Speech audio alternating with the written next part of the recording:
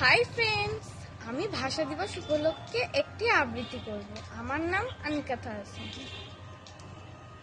বাংলা টাংলা লিখেছেন অপূর্ব দত্ত। অ্যানুয়ালের রেজাল্ট বাড়ি ফিরল ছেলে। মা বলল, কোন পেপারে কত নাম্বার পেলে? হিস্ট্রিতে মম 84, ম্যাথসে 90। মা বলল, fantastic, just like a hero.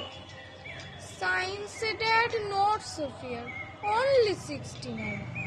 ইংরাজিতে 92, all together fine.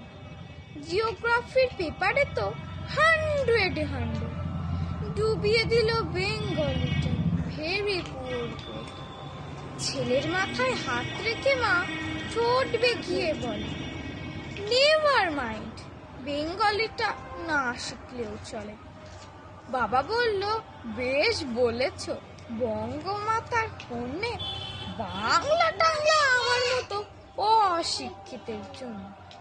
Vidyasagar, Rabindranath নেহাত ছিলেন বোকা, না হলে কেউ শখ করে হয় বাংলা বইয়ের পোকা। মা বলল, চুপ করো তো, ওর ফলটা কিসে? স্কুলে কেন বেঙ্গলিটা পড়ায় না ইংলিশে?